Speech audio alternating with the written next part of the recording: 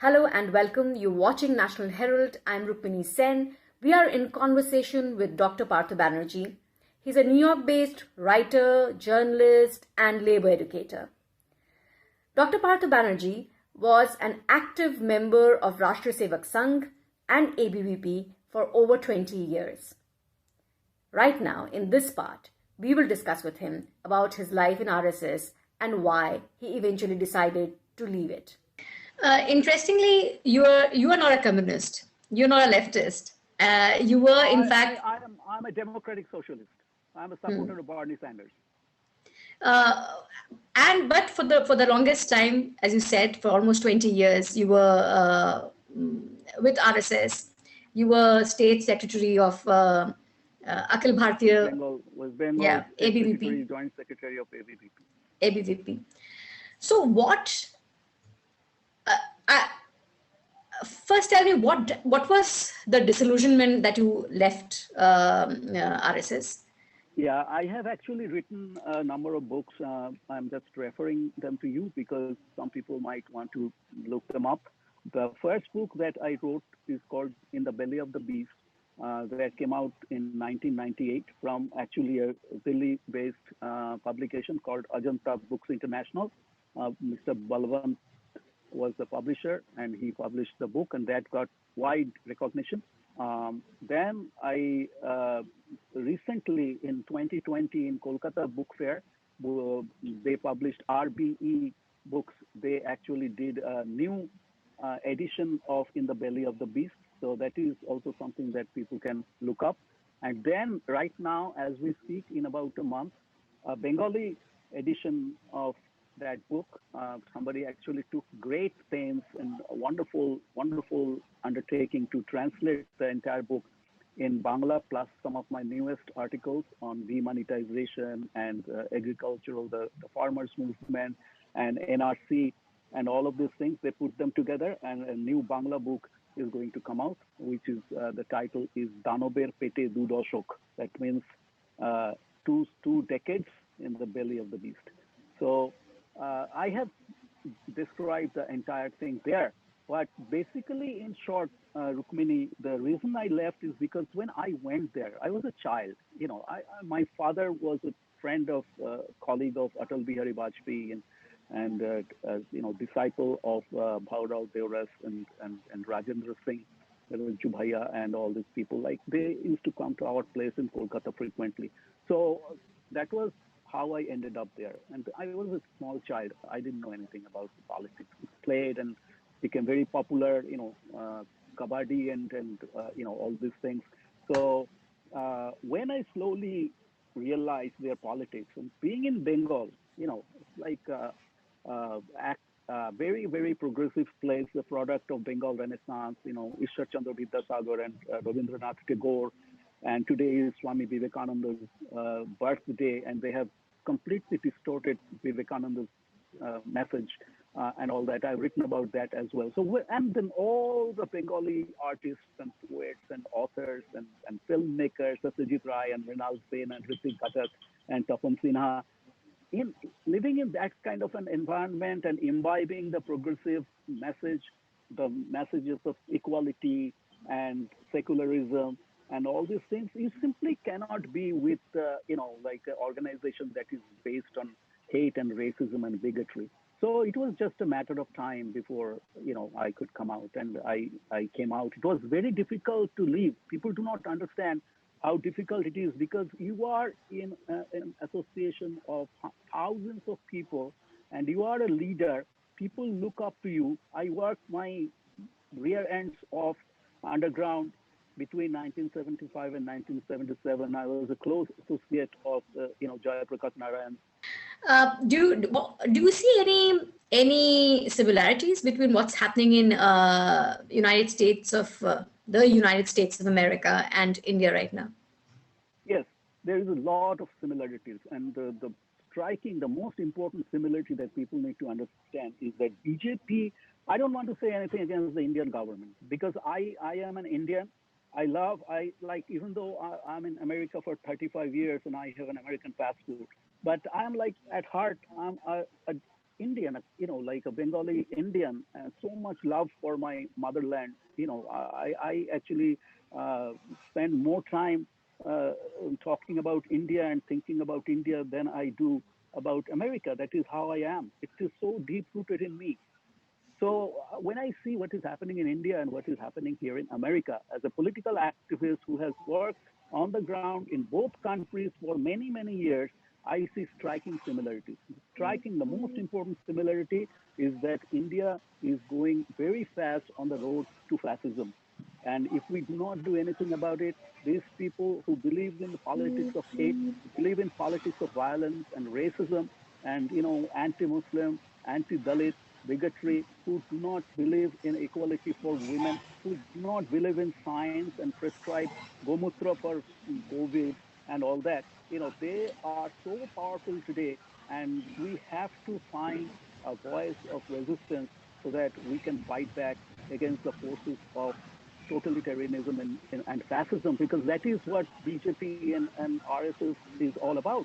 If you read the history of RSS, they were established in 1925 in Nagpur, and basically, if you follow their way of thinking, if you follow their literature, if you follow how they practice one leader,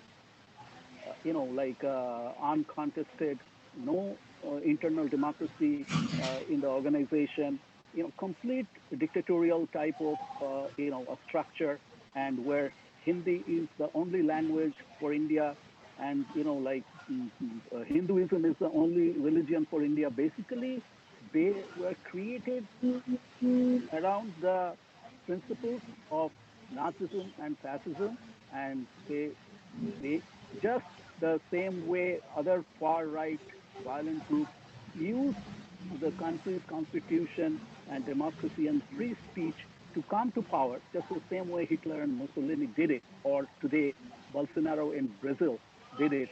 The same way, these people have used, Indian democracy and free speech basically to destroy democracy and free speech. So if we do not do anything about it, if we do not find progressive, not just progressive and middle of the road people who believe in equality, who believe in racial tolerance, who believe in India's age-old speech of Ramakrishna Paramahamsa. Ramakrishna Paramahamsa should be the role model for India today, because all his life, he talked about harmony and peace and religious tolerance, and like joto mot toto pot. You can find God in many different ways. You don't have to be a Hindu or a Muslim or Isai, or you can even he talked about the Brahmins who did not believe in like institutionalized Hinduism. So all these things come into play. We do not have to necessarily bombard people with everything at the same time, but especially the younger generation in India, they need to understand, number one, the history, how similar the situation is between India and America, and what happened in 1930s Germany and Italy. That's one thing.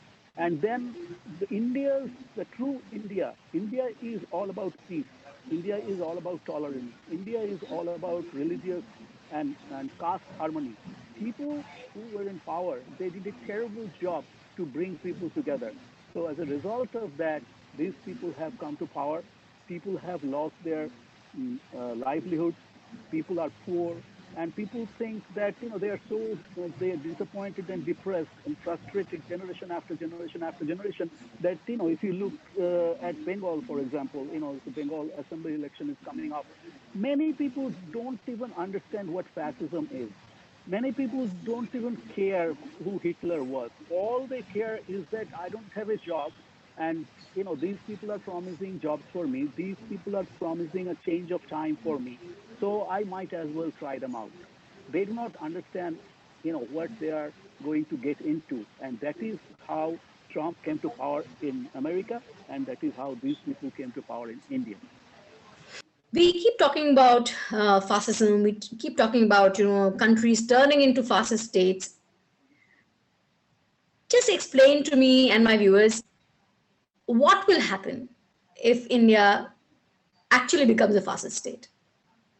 Basically, there will be the loss of democracy as we know it. There will be loss of democracy. There will be loss of free speech. People cannot openly talk about their political or social opinions. You know what fascism and Nazism do. Their mm, principles are based on a number of things. Number one is that there is only one leader. This is unequivocal leadership. Nobody can question that leader. Whatever he or she, the person in ultimate power, that is the final. Nobody can challenge it. There is no democracy. Okay, there is no election, really. I mean, when Hitler came to power in Germany, basically he destroyed the constitution and destroyed the opposition, put all the labor leaders and all the opposition leaders in jail.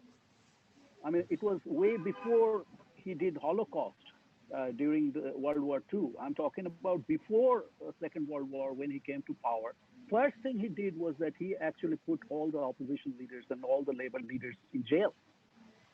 So that is what fascism is all about, or Nazism is all about. And again, Golwalkar, RSS's most important leader and ideologue, in his book, We Are Our Nationhood Defined, he profusely praised Nazism and Nazi Germany, and talked about purging traitors. Everybody is a traitor. Like anybody who talks against their politics, you know, uh, he or she automatically becomes a traitor. And then they are creating detention camps, the private jails in many different parts of the country. You know, Unbelievable that this is happening in a country like India, and ordinary people, they are losing everything that they have. Who is the group of people that is the ultimate gainer? It is the extremely rich people. They are the ultimate gainers, and it is the people in power. They are the ultimate gainers. Everybody else is a loser, and the entire country, India, will completely unravel if it becomes a Hindu country, or a Hindi only country. It's like really the end of India and its thousands of years of history of diversity, where various religions, various castes. I mean, we have had all kinds of problems. Upper caste Hindus treated lower caste Hindus as slaves and as dirt. Which is a shame for Hinduism. And today I want to talk about Swami Vivekananda on his birthday, because all his life he challenged this type of orthodoxy, this type of Brahmanism, and this type of caste-based Hinduism. That was really his teaching, and we need to understand that, not the RSS BJP version of Vivekananda. And then I'm a big follower of Ramakrishna Paramahamsa, and he talked about equality and harmony and peace. And that is what India is all about. Hindus and Muslims and Christians and everybody, atheists and everybody, they lived together in peace for thousands of years. That India is going to be completely destroyed if these people can have complete power unopposed. Thank you very much. Thank you very much.